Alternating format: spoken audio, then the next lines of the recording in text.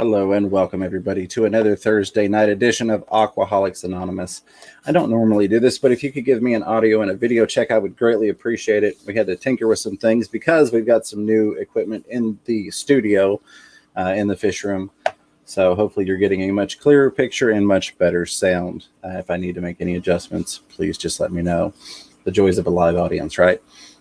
But I am super happy to announce we've got a new camera going. We've got a new microphone, and I am working on getting a computer built, a new computer, so that we can bring you higher quality streams and do some more fun stuff and kind of mix things up a little bit. Thank you very much for the audio video check. Appreciate that. I really do. Another fun thing that we're going to be doing is once a month. We're not going to switch over to like a 50-50, but once a month we are going to be doing a saltwater segment. After the discussion that we had with the Fish Tank Barn, Mike, talked to him after the stream, and it's something that I think you all would enjoy, and I certainly would enjoy it. So one Saturday of the month, we are going to have a saltwater discussion, kind of dig a little bit more into some of the topics that we briefly covered. Do a nice little series. Recon 338 saying I can start now. Perfect. Appreciate it. Good to see you, Recon. Hope you're doing well. But I hope you all look forward to that. There's Fish Tank Barn. I'm certainly looking forward to that. I think it's going to be a blast, and we can maybe get you all acclimated, so to speak, into the saltwater world a little bit. Other than that, it has kind of just been the typical fish room stuff. I have got a lot of mess I need to get cleaned up. I need to go get about probably a dozen big totes so that I can get some things moved around. I still have empty aquariums all over for those of you that have been waiting for an update. So it's amazing how much room all those extra aquariums take up. But that kind of plays into tonight's topic. Ed and I have discussed before some of the, I guess you could call them, downsides of having multiple tanks, catching, multiple tank syndrome, or fish room fever, getting into a fish room or multiple fish rooms. So tonight I wanted to flip that, and I want to talk about some of the positives of having multiple tanks set up, or a fish room, multiple fish rooms, some of the benefits that come along with that, because there are definitely some pluses to it, and I think that we should definitely acknowledge those. Priscilla says it's buffering. I hope it's not buffering for everyone.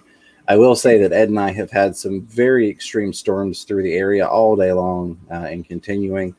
So if we do have any connection issues, please bear with us. We are both, I'm hardwired in and good to go broadcasting.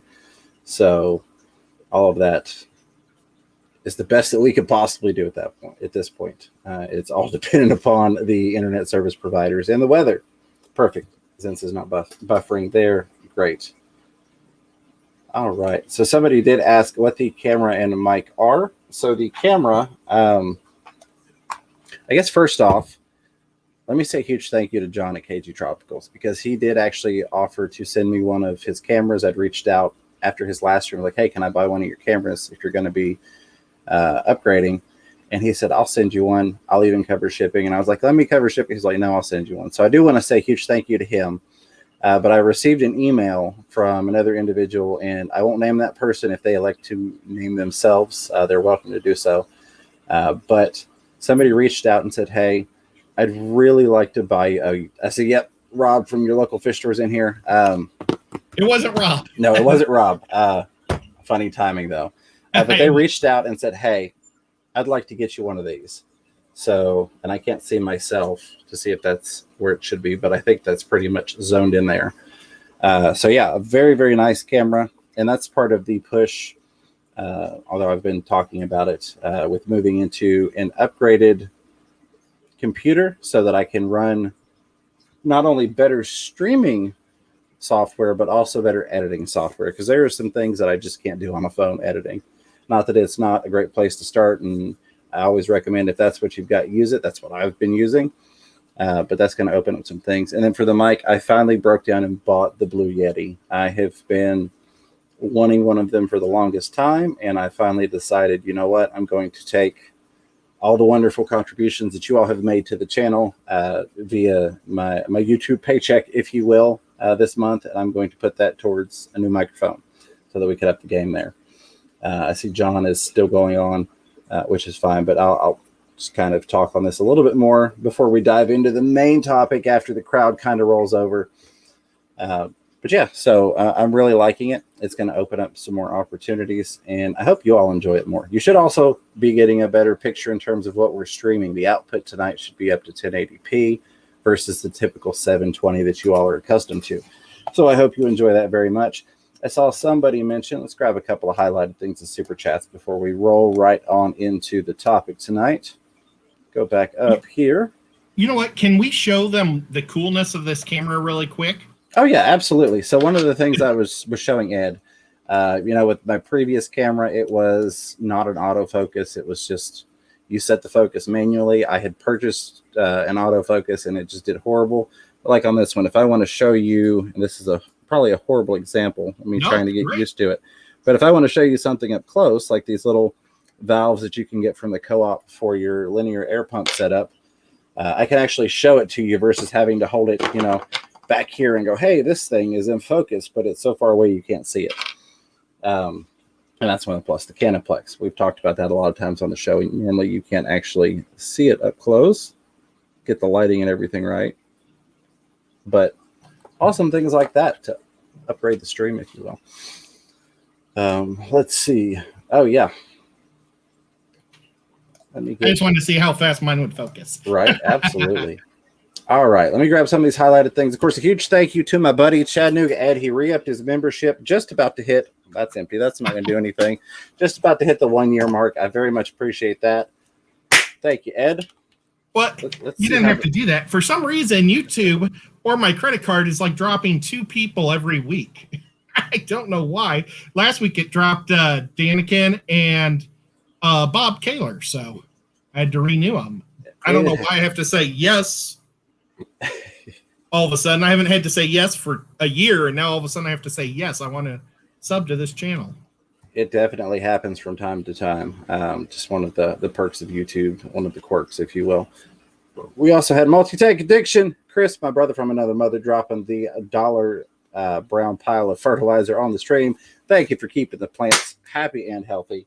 Very much appreciate that, Chris. I hope you're having a wonderful day. And Mike's Aquatics and Things just threw a $10 super sticker at us with the, what are those? The maracas? Yeah, maracas. Lemon-headed guy doing this number. So thank you very much for that, Mike. I hope you're doing well. I was enjoying watching one of your streams the other day, or a stream that you were on.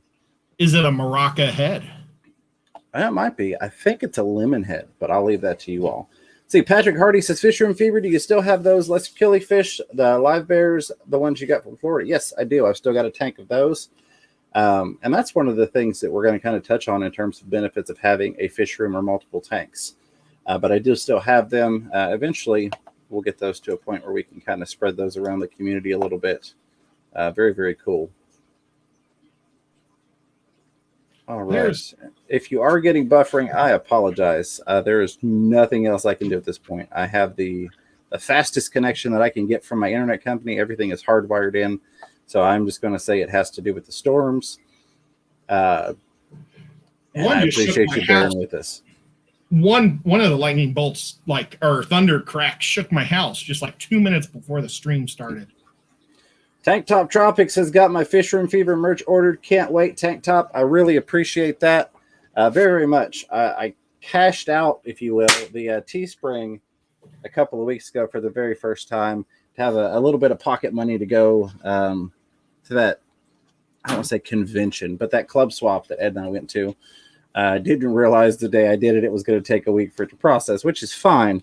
But that's now just kind of sitting in the hobby fund, I guess you would call it. It's kind of sitting there. So if I get an idea of, hey, I want to do this video for the channel, or I want to buy this product to test it out and review for you all, or something of that nature, it is there waiting and available. But thank you very much, Tech Top Tropics. Thank you, Zen Ginger, for posting that link, and Recon as well. There's the chat jump. All right. Get back up here. Make sure I didn't miss anything highlighted, just to be sure. All right. I'm going to grab these super chats. Looks like John and Lisa just ended, and then we're going to get into our topic of the night. But let me go ahead and get these acknowledged and appreciated real quick. We've got Tim's Fisher with the $5 super sticker with the How's It Going exercise pair. Thank you very much for that. Very much appreciated, Tim. That one kind of went sideways. Our buddy Texas Fish Room in here dropping a big brown pile of fertilizer on the stream, helping to keep the plants alive and kicking. Thank you for that, Texas Fish Room. Going on through here, Peplin Creek Aquatics also dropping that $1 pile of fertilizer. Thank you, Peplin. Good to see you. Appreciate you being here. Edgar Reyes with his weekly hello to Ed and myself. Edgar, good to see you. Hope you're doing well. Furloughs Aquatics, our buddy Eric, what's going on with the $10 super chat? Just to say good evening, gents. Happy Thursday. Eric, happy Thursday to you. I hope you are having a wonderful day. I appreciate that very, very much, my friend. I really, really do. All right. Get caught up because I know I'm bound to get behind once we get into the topic. Patrick Hardy says, keep me in mind for some blister killies. Need some new blood in my 10-gallon setup. I have 7 from Louisiana. Definitely will do.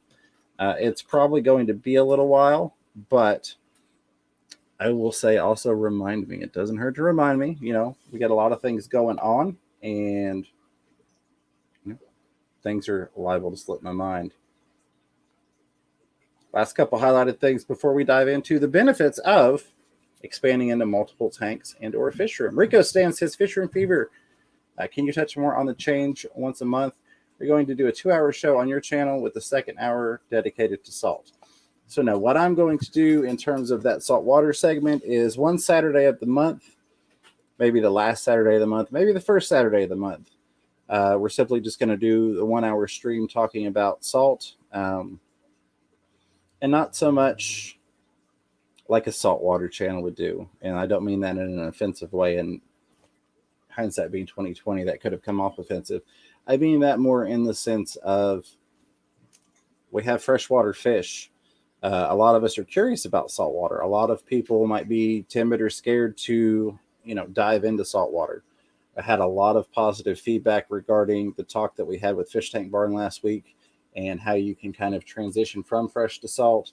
Some of the things that you definitely want to start out with and some things that you can kind of research and work your way into. So we want to do a series helping people go from fresh to salt. So if you tune in, you can watch those shows having absolutely no experience in saltwater, no knowledge of saltwater, and still be along for the ride. And we even had some people that say, I don't really want to keep salt, but there was definitely some very valuable information in that. So I hope you all will enjoy that. Again, just dedicating one Saturday a month. So one show out of the 8 to 10 that we do every month, depending upon how many weeks there are per month. So it's not going to take over the channel. It's not going to take over the content, but I think it's a very good resource that we can bring to people and help enrich the hobby and kind of help bridge that gap, if you will, between the saltwater and freshwater. Recon 338. Oh, sorry, buddy. Go ahead.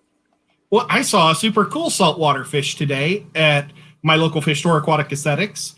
They got, and I don't like lionfish because of all the bad stuff that's been happening in the Gulf and, our water area. Right. But he got some type of a lionfish that it didn't look like a lionfish, but it was. And it had like huge fins and it had like a mustache. Oh, nice. And I'm afraid to say what I think it was called because it might be offensive if it's the wrong name. The Fu Manchu? Yes. I didn't know if that would be offensive to say. Okay. That is the name of it because of the mustache, as you put it, the Fu Manchu. So. Okay, well, I was afraid. Well, so that's what it was. It was a Fu Manchu lionfish. And he puts it in there, and there's a hawkfish. I had never seen it before in its life. And it wanted to eat those big old whiskers of his. And it was really cool because eventually the lionfish was like, no, I'm the boss. It was really cool. Absolutely. So Recon is asking when the next fish tuber meetup, is there one and where? I have a week vacation coming up in the next few months. May need to take a road trip. As soon as we get the grounds laid for one, definitely.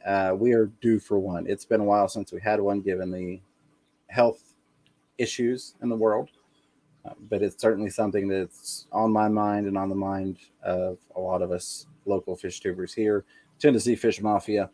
So as soon as we can get something laid out, we will definitely let you all know about that.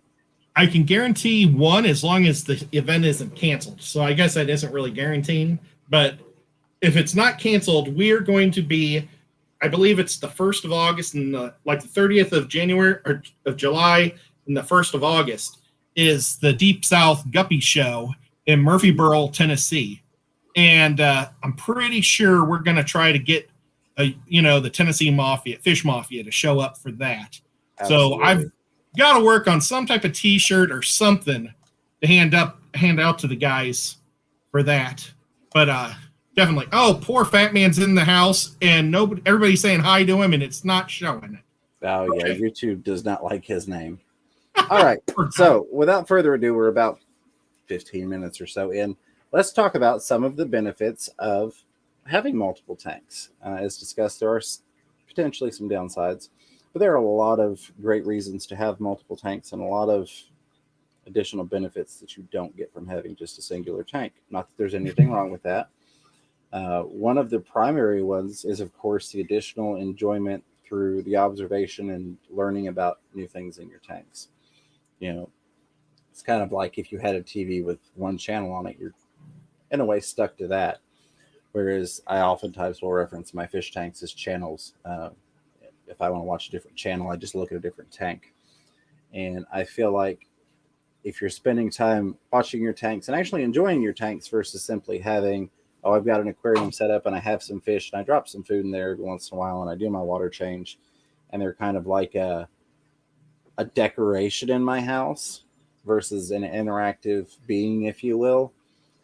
If you take the perspective of watching what they're doing, learning from them, learning how they interact with the environment, that's a very wonderful approach to fish keeping. And you, of course, get to do that with multiple things when you have more tanks. It also brings on more learning experiences, especially if you're the inquisitive type.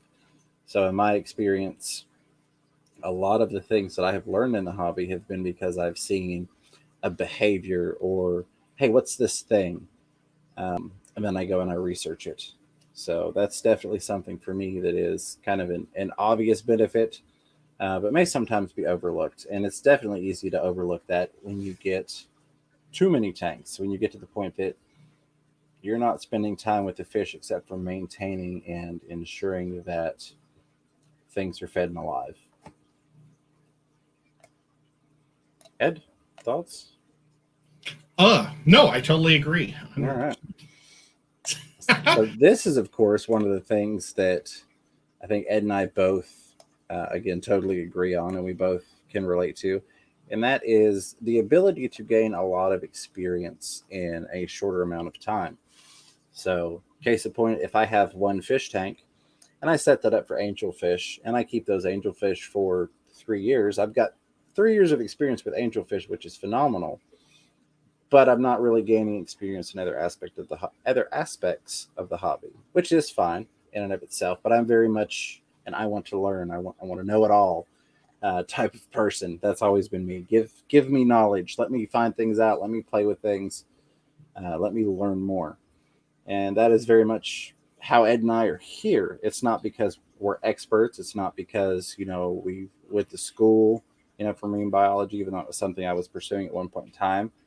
It's because we both have a lot of tanks. We've been able to get a lot of experience. So, okay, in a 2-year span, if I've got, 20 tanks and it's guppies, tetras, endlers, angels, piranhas, bichers, cichlids, you can get a lot more experience in that year of time, and you can not only learn and better yourself, but also be able to help the hobbyists, help the community. If I come up to you and you've only ever kept angelfish, again, that's fine. And I say, hey, can you tell me about these Lake Malawi cichlids? You may not know. Now, it's possible you study without having the tanks, but chances are just the casual aquarist is not going to really know much. And that's fine. I don't know much about African cichlids, in all honesty, and I've said that many times. But I feel like there are definitely some community benefits to having multiple tanks and being able to develop that knowledge of a lot of different things in a shorter time span. Yeah, well, and it makes, it makes things quicker for you too. I mean, it's kind of like what you just said, but as in you can like plants overgrow, but you can always move them to the tank next door. It's easier to do sponges that have been seeded in one tank and bring it to another. So, absolutely. Yeah, so I do think it really helps grow your knowledge quicker because you're able to pull things from one side to the other to pull it all together easier than always having to wait, till the next day or something. Absolutely. That ties into a lot of different things. One of those is also finding out things that don't work. If you have one tank and something goes wrong, chances are it's a major issue. If I have 12 tanks and something happens in one of them, I probably have additional locations and things that I can do. Even let's say worst case scenario, I have a tank, something goes wrong, everything dies. I'm still in the hobby. I've still got 12 other tanks. It's a horrible situation to be in. We all lose fish. As I like to say, if you haven't ever lost a fish, you just haven't been in the hobby long enough. But it's definitely something that I feel like keeps people going, where somebody with one tank, they may have a crash or something bad happen and they just give up on it because that was their tank. That was it.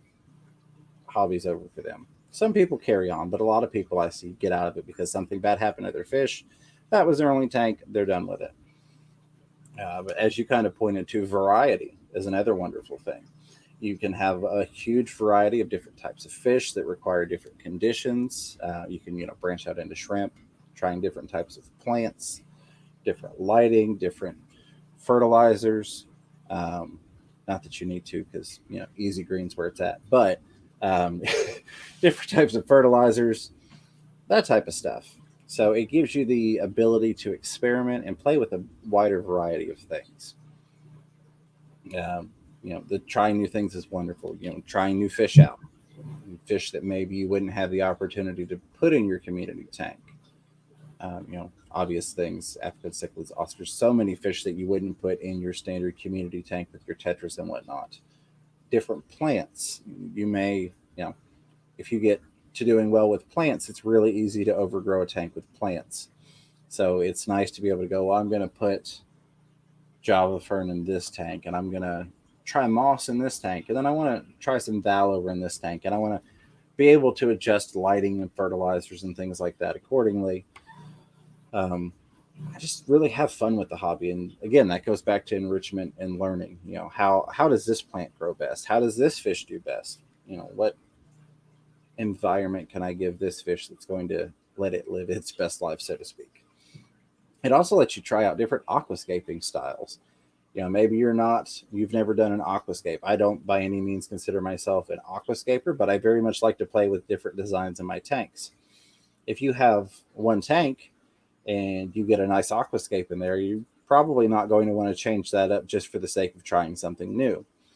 However, if you've got 2 tanks, 4 tanks, 20 tanks, it gives you the ability to go, okay, I did this tank with dragon stone. I really want to try a different type of stone in this tank. I want to try some different wood in this tank. Things of that nature. So it really opens up a lot of doors to being able to experiment with, like I said, plants, fish, and aquascaping, just overall the hobby in general. I also tend to find, and I've just got a couple more things and then we'll dive into the chat, because I am curious to hear from you all and what some of the advantages you find to having multiple aquariums. I know we've got some super chats. I really do appreciate those very much. And we've also got some highlighted questions and comments already. I promise I will get to those. A couple more things I wanted to touch on. I find oftentimes if you have maybe one tank, you're a lot less likely to do a species only tank. Now you could say, well, like African cichlids, I'm just going to put, 20 yellow labs, 40 yellow labs in there. But typically newer people to the hobby or people that are down on one tank, a lot of times tend to go towards the community tank, which is perfectly fine. I love a community tank. I love a mixed up jumble of different fish in there doing things. But species tanks in their own right are absolutely gorgeous. I think all of us can agree that, seeing 50 rummy nose tetras is a beautiful sight, or just about any fish, you get a large quantity of them. And I feel like you get a little bit more, quote unquote, freedom, if you will, to experiment with species only tanks when you have a lot of fish tanks, because you don't get that feeling of, well, I'm really going to miss out on my community tank if I did make it a species only tank, and I really don't want to give up my community tank. So that's definitely another plus. You also get into things like, I would like to dedicate, and I do have some cares fish, but I'd like to dedicate at some point at least one rack of tank that is specifically for cares fish or threatened species fish that could really use our help as hobbyists to stay around for future generations. And again, I feel like that's something that if you've got even 3, 4, 5 aquariums, maybe you've got 5 tanks, you can go, oh, I didn't know that this fish was threatened or in jeopardy. I'd like to keep that fish. I could devote this tank to that fish. A lot of different things that we could do, once again, to help the community, help the hobby, and keep those fish around. There are some species that only exist in tanks, and if we didn't have people keeping up with those, they would cease to exist. So that's always something to kind of keep in mind. If you've got a lot of tanks and you're not sure what to put in your next tank, I highly recommend you look into something that could use your help in surviving and thriving. As Ed touched earlier, one of the wonderful things about having multiple tanks is the ease of setting up a quarantine tank, setting up new tanks, and just having the availability of the additional tank, cycle media, your substrates, your rocks, things like that. A lot of us, once we get into multiple tanks, we kind of end up with stockpiles, if you will. Oh, I've got extra wood, or I've got extra rock, or I've got these 2 tanks over here that aren't set up, but I could set them up for a QT when I need a QT, because I understand not everybody keeps quarantine tanks running all the time, and that's perfectly understandable, but it's definitely a wonderful thing to have on hand when the need arises.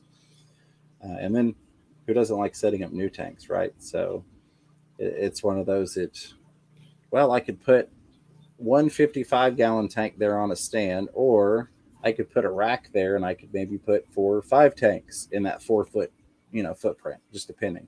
Or if you turn them long ways, like I did on one rack, I replaced one 55-gallon tank with 16 10-gallon tanks in the same 4-foot footprint.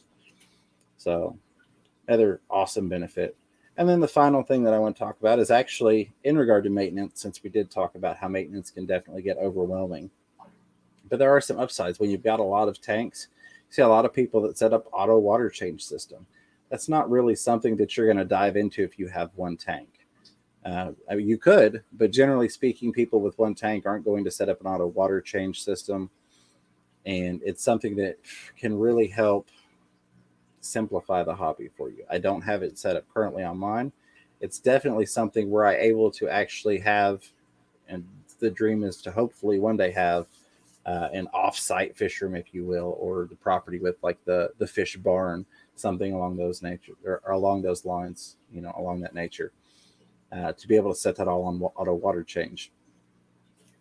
Not That'd so be I awesome. can, yeah, and it's not so I can spend less time with the fish, but that allows me to do more things that I would like to do with the fish versus going, okay, I have to spend 6 hours, 8 hours this week doing water changes. I can turn a valve and I can be trimming plants while it's doing that. Not that you couldn't do that, so to speak, while you're changing water, but if you've got a bunch of smaller tanks and you're bouncing around, it's easy to get sidetracked. You don't want to get sidetracked when doing water changes, as I'm sure we can all attest to. That's the way that you overdrain tanks or the way that you overfill tanks. And that is, for the most part, the things that I wanted to discuss. We've got about 30 minutes left, so we'll jump into the chat and see what all you have to add. I'm sure you all have some wonderful things that I've not brought up here, so I'm looking forward to hearing that. We're going to grab these super chats real quick on the way through because I really do appreciate you all. We have got, let me get my chat back over here. Rocco's Fish Room with the $3 super sticker with the fist bump. What's going on? Appreciate that, Rocco, very, very much, my friend. I hope you're doing well. Always good to see you. Thank you for the support. And let me roll over here. That is Multi-Tank Addiction. Again, our brother from another mother. $20 super chat for the Aquashella Dallas Fund. I'm not going to make any promises. That is awesome, and I very much appreciate it, Chris. I'm hoping, fingers crossed, hoping to be able to do some more fun things this year, events and things like that. because I very much would love to hang out with you, Chris, and I do really appreciate your support, brother. I just think we'd have a good old time kicking back, talking fish, hanging out, talking YouTube, all that great stuff. So thank you very much for that, Chris, at Multi-Tank Addiction. All right, let's roll on through here before my chat jumps. Sean says, Fisher Fever, just wondering if you and Ed, or both, for both, fish keeping is a full-time gig or just a side hobby? Thanks. So for myself, it is a full-time gig, if you will, but it's not so much the fish keeping in the sense that the fish are my job or that I'm making a living off of that, so to speak. Without going too deep into detail, I've been very, very blessed in the way I've set my lifestyle up and gotten myself to a point to where I'm able to manage, thanks to the wonderful support from people like yourselves, via memberships, super chats, super stickers, those types of things. That allows me to do the full-time fish, if you will, do the full-time YouTube. And that's really where it comes from. So yes, I am a full-time fish keeper. I'm surrounded by fish every day, but the goal is not specifically just on keeping fish, breeding fish, selling fish. It's on the community, expanding my reach into the community, being able to help more people, getting to bring my experiences, for better or worse, my ideas, little bits of knowledge, just help as many people as I can. Which I thought it was super awesome. And thank you, Rico Stan pointed out the other day, I was about 400 views away from 100,000 views on the channel total. That's a huge milestone for me. So thank you. We did just pass 100,000 channel views. I know there are people with far more, but for me, that's very, very humbling, and I'm very appreciative of that. When I initially started the channel, it wasn't intended to even be what it was. It was more of just a small scale helping people, and it's grown into what it is, and I love you all very much for that. So thank you very much for 100,000 channel views. That's awesome. For me, it's a full-time hobby. I hurt myself a few years ago, so I had to give up my job because the doctors or surgeon said I would be in a wheelchair if I kept playing sports and working. So I kind of had to really figure out something to do, and I loved fish, and luckily there's not a lot of twisting involved with fish. I'm not allowed to lift things over 50 pounds, but I don't really have to do that too much either. So it's the fish have been what I do now. That, and I've been painting, and I'm an avid movie guy, so I like to go see movies when they were here. Even though tomorrow is Godzilla versus King Kong. Oh, very nice. James, are you a Godzilla side or King Kong guy? I think if I'm going to be on the spot and I'm going to have to choose, I think I'm going to go Godzilla. Oh, man, I love you, dude. You're awesome. Oh, well, me too. And they better not make Godzilla a bad guy. But okay, we digress.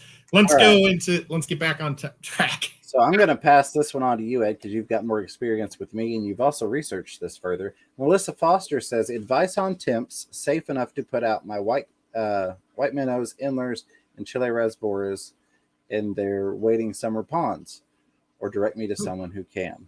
I guess I'll preface that with a lot of it's going to depend upon the style of tubs or ponds you've got and how they maintain temperature.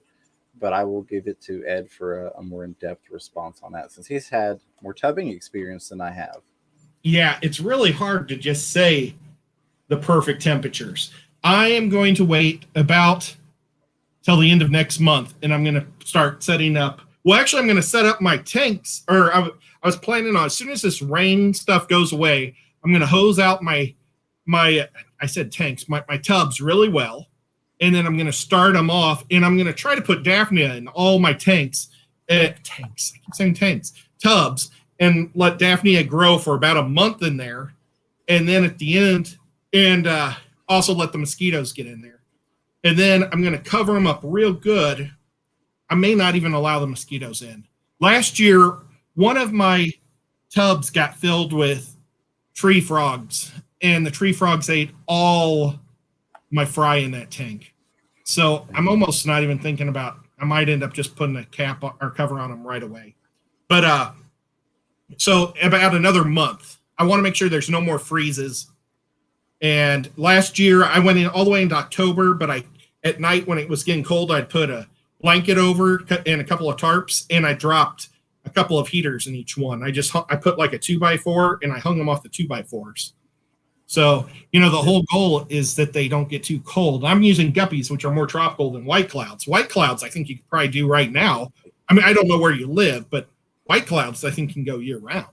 Well, my chat jumped on me, but I believe that was Melissa that asked, if I'm not mistaken. Okay. And then I see Melissa at another point had asked about joining the Tennessee Fish Mafia. Bad storms there in Nashville. So you're same temperatures essentially that we are. Yeah. It wasn't you, sorry. But it jumped and I was trying to catch back up, and I can't go back up that far. Yeah, like Daphne is out there right now. I'm going to start the Daphne probably next week and let them have a full month, in there. But like I said, it stinks. I'm not going to use mosquitoes this year, but I don't want to risk the frogs. These little frogs are about the size of my pinky finger nail. They're super little. I made a cute video about them last year. I had no idea they were eating the fry. Yeah, they're cute little frogs, but not as cute as the guppy fry that you lost out on. Yeah, John Cox, he is in that same neighborhood as you, and he might have a better recommendation for times also. But absolutely, yeah, it's really hard to say because I'm just not a professional temperature guy. Well, and so this plays more to Tennessee weather than it does to fish keeping. But I've always said in East Tennessee, if you don't like the weather, wait 15 minutes because it changes so dramatically. It's really hard to just say, oh, this time of the year is good. My oldest one, his birthday is coming up the end of next month. We've had years that we did a birthday party at the park and it was nice and warm and beautiful weather. We've also had years where we tried to do a birthday party at the park and it was freezing temperatures. So it's really hard to set a date. But I feel like I would look for the averages to remain several degrees above the minimum you're looking for a stable period of at least several weeks, maybe a month. But I like to err on the much safer side on that. Well, like we'll take it like last year. Last year, I wanted to start 1st of May, but we had so much rain. Temperatures were so much lower than normal. I ended up waiting until about the last week of May. So I was 3 weeks late getting my fish out just because of the cold rains and everything that was constantly happening. But like earlier this week, I had to turn the AC on because it got to 80 degrees. So, every year it's different. Absolutely. So if you had a question above this one, before 9:50, I cannot get back up to it. As far up as I can go on highlighted questions is Tony Concilier, which says, Fish Room Fever, my multi-tank syndrome is making me transform my garage into a fish room, and it's great. Oh, I bet it is. Thanks to all those great people like you for making me more passionate for such an amazing hobby. Well, thanks to all the awesome people like you, Tony, that give me the opportunity to do so. We're just a bunch of fish nerds, so it's you all showing up that makes it happen, and that's what continues to grow. When we get more people in here, we can talk to more fish nerds, and I love it. I absolutely love it. I think that's really at the core what the hobby should be about. Is just the community and spreading the fun and the enjoyment and the passion and the knowledge. All right, let me roll down through here. I know we have some more super chats, and I will definitely get to those, and I do really, really appreciate you all. There was Multi-Tank Addiction super chat. Rebecca Jackson says, Fish Room Fever, a positive of multi-tank syndrome is having other tanks for when you have surprise fry. Yes, absolutely. That was one thing I didn't even actually touch on that was on my list was breeding and propagation. Being able to do breeding projects, whether it's having extra tanks for the babies for the surprise fry, like you mentioned, or for the planned fry even, or if it's line breeding, you need 7 tanks to be able to work on a line of something. But also for plants, it really is nice to have multiple tanks where you can go, oh, I really want to grow out a lot of this plant. Let me put it in multiple locations, get a lot of it grown. And I mean, I could, either trade it to a local fish store, or maybe swap it at a swap, or, get with another hobbyist and say, hey, I've got this Nubius. You want to trade for some of whatever it is? So absolutely. Very good with Rebecca Jackson. Thank you for bringing that up. Good job, Rebecca. That was one we even discussed before the stream. Yep. It's just hard to remember everything we talk about an hour before we go and talk. Well, and to be honest, that was totally my screw up. I did something different tonight, which I actually liked. I took, normally I have pen and paper notes. I'm very much a physical. Let me get the notes. Let me get the thought process. Let me get the information on paper. But I transferred all of that over to a little note program so I could have it up on the screen. So I wasn't doing this as I was catching my cliff notes. And I didn't transpose that one over. So good catch on that. And thank you very much. I appreciate you bringing that up. Yeah. And, I messed one of my keys. Because when James said, what do you think about that, Ed? On one of the first topics, I was busy reading the text. It happens. It happens. All right. Rolling on into, let me make sure I did not miss anything over here. BJ Palmer with $10 super chat. Thank you very much for that. BJ says for the James and Ed party fund. Absolutely. Ooh. Our party fund goes to purchase things like ice cream and milkshakes. Ed and I are real foodies at heart. So yeah, that's our kind of party. That goes to the milkshakes, that type of stuff when we go out and eat at these events that we go to. So thank you very much for that, BJ. Very much appreciated. Adding to the party fun there. Thank you, Sean. Mentioned great thoughts. I appreciate that, Sean. Rico Stead throwing another $10 super chat out there. Says, woo! Congratulations on 100,000 views. When I saw you were getting close, I queued up one of your playlists with older stuff I hadn't seen before and let it run. I do greatly appreciate that. Not just the super chat, but the fact that you did that. I've got some oldies but goodies. I've got some things that I put out on the channel, back when I first started it up that maybe have a couple dozen views on them, and that's fine. And I don't expect people to dig through, but some of it's really relevant things that we talk about on a regular basis or people have questions about. And that will always be the case. There will always hopefully be, and if there's not, I'm doing something wrong, a more expansive amount of information than what people are able to actually consume. So I appreciate that very much, Rico. Thank you for that $10 super chat. And thanks for giving me the heads up so I could have my eye on that, buddy. Sean Chadwick with the $3 thumbs up, fist bump pair. Appreciate that. Gonna stole that from my little boy. He came up one day and said, thumbs up, fist bump. And I was like, yes, that's perfect for that super sticker. So that made you out of focus. There we go. That's the thing. This thing like refocuses super, super quick. All right. Let me roll on through here. GRB Aquatics, what's going on, buddy? Says, Fisher Fever and Ed, I have never been able to have Daphnia and mosquito larvae grow in the same tub. Only one or the other. Does anybody else have similar issues? I have not attempted Daphnia myself. I've done very well with mosquito larvae, but I'll turn it over to Ed because he's actually worked with both. Yeah, mosquito larvae will eat the Daphnia. That's why. That's it. Right there. I mean, you'll find ponds with them both, but there's bajillions of Daphnia. Right. And the mosquitoes are only in there for so long. Yeah, so you would need a much larger volume of water to be able to maintain both. I'm sure there's probably somebody that's done it. I see John Cox in here. Of all people, it'd probably be him. John's a wonder he does kind do of it. Stuff.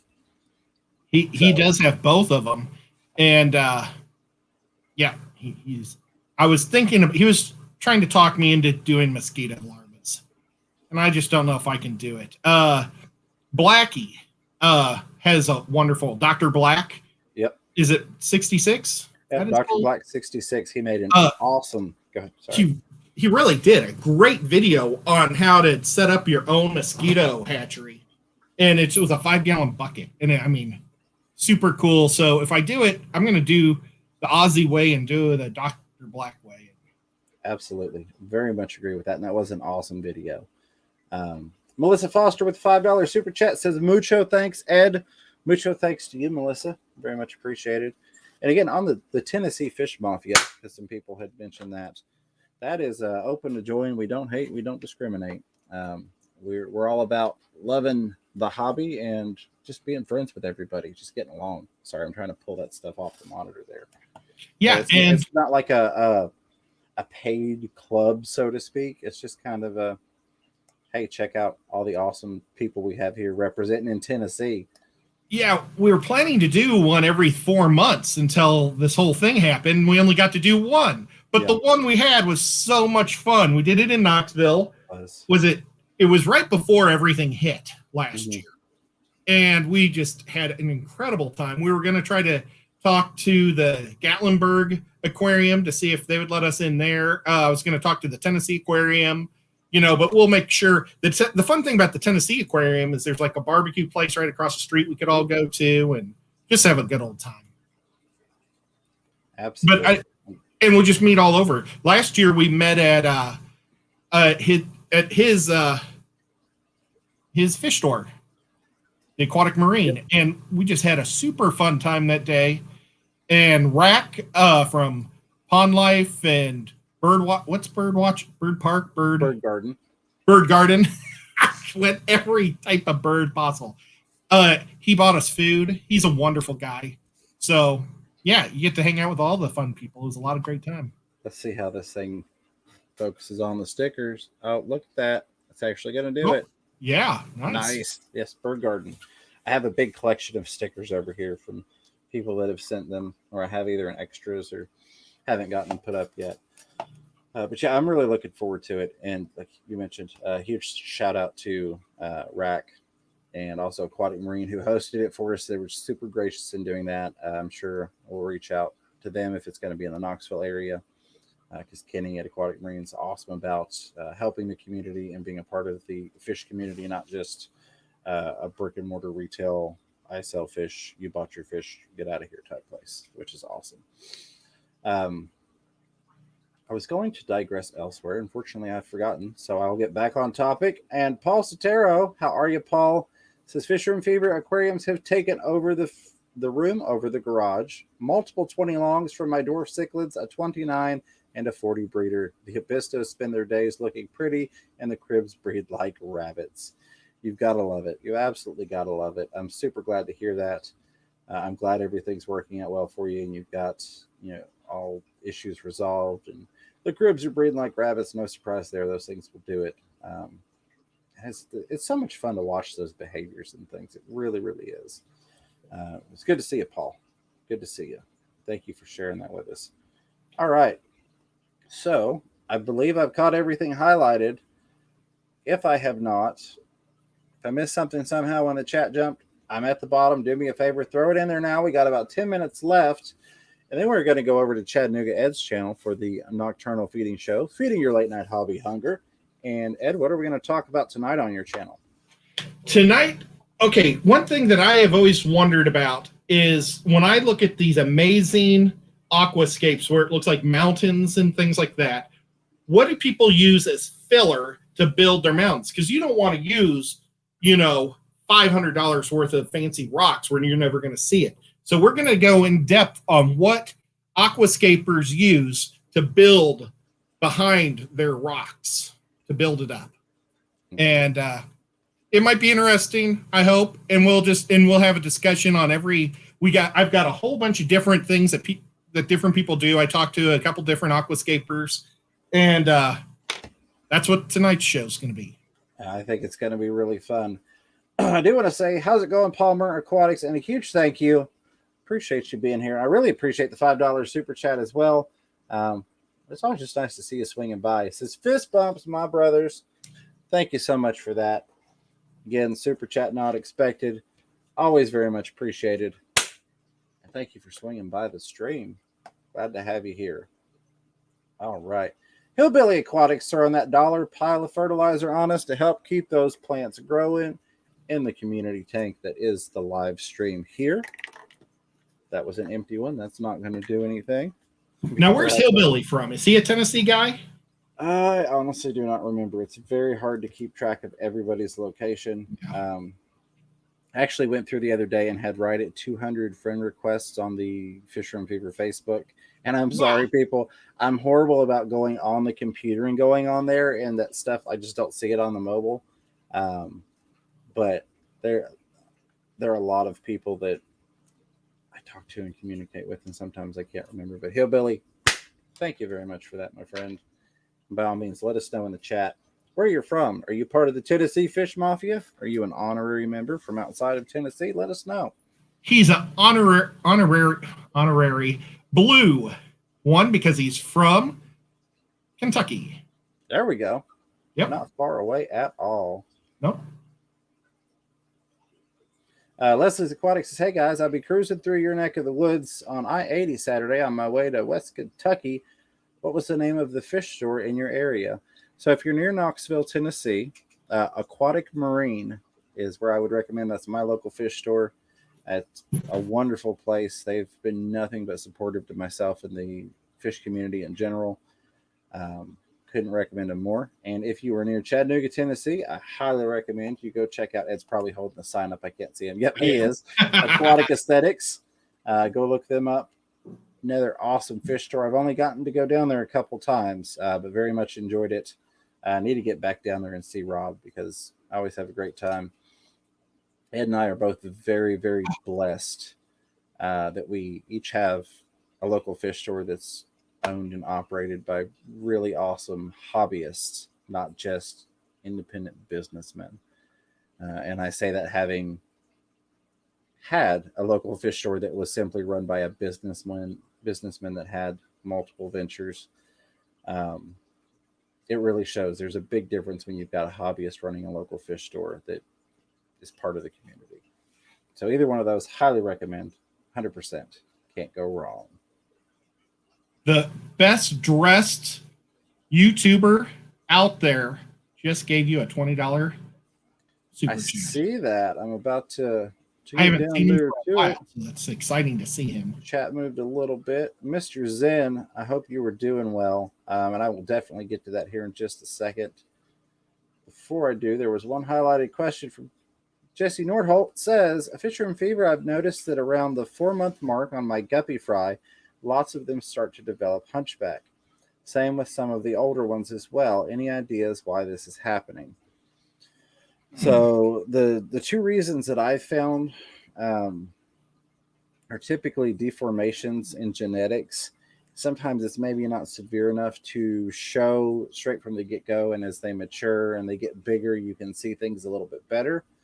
And then another thing I've noticed with certain lines is the females, especially in lines that get extremely gravid and have really, really high quantities of fry at one time, they seem to tend to develop it, especially if they stay pregnant all the time. That's just my personal observations without any sort of scientific theory behind it. But I definitely have noticed like some of the Moscow lines that get larger and then have larger broods or larger batches of fry, that if they're constantly pregnant, the times that they're not pregnant and they're not gravid, their bellies aren't swollen up with babies, that their spine looks kind of deformed. And I would assume it'd be from all that pressure constantly pushing on it where they stay impregnated the majority of the time. But I think it's worse on Endlers also. Yeah. Endler females really, when they've had a bunch of babies several times, they really start to, you really feel sorry for the old mothers. Absolutely. There he is, Mr. Zen, throwing a $20 super chat at us. Buddy, it's good to see you. I hope you're doing well. I won't go into too much personal detail, but I'm glad you're around and kicking. I'm glad to see you in here very much, my friend. Super chat not. I appreciate you being here. But I do, of course, thank you very much for that $20 super chat. Just saying hello to everyone. Just want to throw some money out there and say hi. He's an awesome guy. He is. He's a really awesome guy, and it's really good to see you. It's really good to talk to you. This is for Mr. Zen. I couldn't hear it, but okay. Oh, hi, Mr. Zen. Oh, well. I was trying to whisper, hi, Mr. Zen. There you go. I heard that last one. Okay. It's good to see you, buddy. I know things have been going on. My messenger is always open. Feel free to reach out anytime. Fish and Floral says, I'm honorary Tennessee. I love the state and visit every couple of years. Awesome. Glad to have it. Glad to have you. It really is a beautiful state. And I was really surprised at how many fish keepers we had in such a landlocked state. Mm-hmm. You know, Brad, Mr. Fish Sir, asked me a question, and he asked what I use as my backdrop. I actually didn't put anything on the backs of these tanks. Now, this one, I just vacuumed it, so it's like the Cory cats are just stirring it up even worse after I vacuumed it. But it is starting to get green on the back. I really need to try to scrape the algae, but the problem is it's hard to scrape for me. So, but I did like a blue paint job all around the whole place, and I did it so it kind of isn't like one solid color. There's lots of levels of color in my walls, so that way you wouldn't be able to see the walls, but you just see that color coming through the fish tank. Absolutely. But the algae is really turning it green on the back of the tank. You can see the fish in front, but the back needs to. I got to figure out a way to clean off the back. Maybe I'll just have to push it. Definitely, yeah, and it doesn't show nearly as well on camera. And I know those of you all that listen to YouTube and don't do videos, you hear that a lot. But there's definitely a huge difference in what you get to see and what it looks like in person. It looks really, really nice when you walk into Ed's Fish Room. Not that it doesn't look nice on camera, but it really, really shows the different colors, like he mentioned. And I think it was a very smart idea, since we were talking fish rooms, in setting up the fish room that you painted the walls. And that could even be another positive. You didn't have to go with 20 individual aquarium backgrounds. You just painted the walls, left them see-through. Now, I have had people, and it's normally women, that'll come in and say, I hate the paint because it's all, different shade. Well, it's one shade, but there's light and darks, but it's on purpose. And when you're looking through the tanks, it looks awesome. And so, and otherwise, it looks like kind of like if you're in Maine and you're looking at the side of a building that's been blasted by the ocean for a year. That's kind of like what it looks like, which I think is also a cool look. Absolutely. So Danny had mentioned poor genetics on the guppies, and then Palmer's Aquatics with a very, very valid point says calcium deficiencies on the guppies. Calcium deficiency on the guppies most definitely could be. I generally try and maintain a diet that would avoid that in my particular case. But that's definitely something that occurs fairly often. So that's something I'd look into, especially if you're having it happen to a lot of fish around the same time period.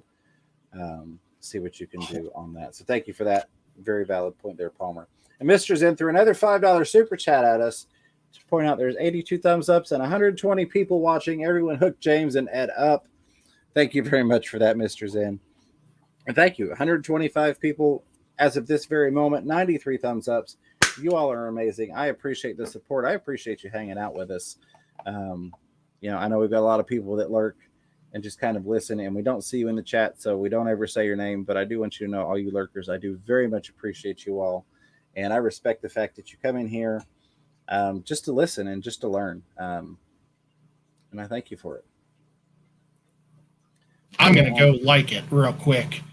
Dave from Aquarium Thoughts just said, come on, guys, only 6 more likes. Only 6 more likes and about a minute left. I'm going to grab these last couple super chats. I don't see any other highlighted questions. And then we're going to head on over to Chattanooga Ed. And after that, we'll be going to Dave's Aquarium Thoughts. Speaking of the devil, John McKenzie throwing a $1 pile of fertilizer on the stream. Thank you for that, John. The plants are getting happy and healthy tonight. But you know what?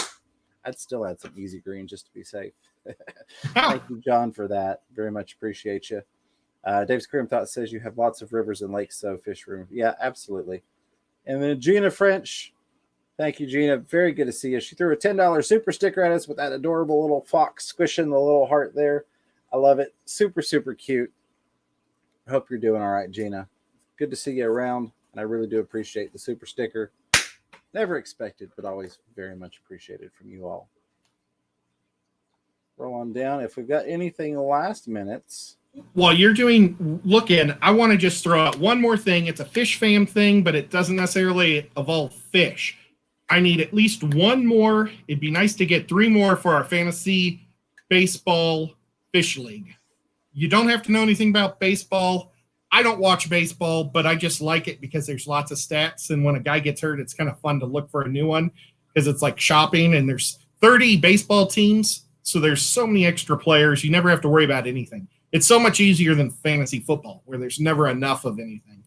So Absolutely. just throwing that out there. And if you want to be on there, contact me on Facebook. And then I need your email, and I'll send you an invite from your email. And that is Chattanooga Ed on Facebook. Dave's Aquarium Thoughts mentioning Blake's Aquatics is going to go late tonight as well. Awesome. We're going to keep it rolling well on through the night for those of you with the insomnia. Paul Sotero, final thought there, says, Fish Room Fever going to try trout goodiots. No offense, but guppies don't cut it for me. Understandable. You know, we all have our different preferences, and that's part of what makes this such a wonderful hobby is we can all like different fish, yet we still all love fish, right? Yeah, I have two different types of goodiots. And I would have never have had two types of goodiots if I didn't just have 60 tanks, because that was never on my list. But I really love them. They're super cute. I mean, they're in one of my primetime tanks right here with King Kong. Absolutely. So we are at our 1 hour mark. We're going to head on over to Chattanooga Ed's channel.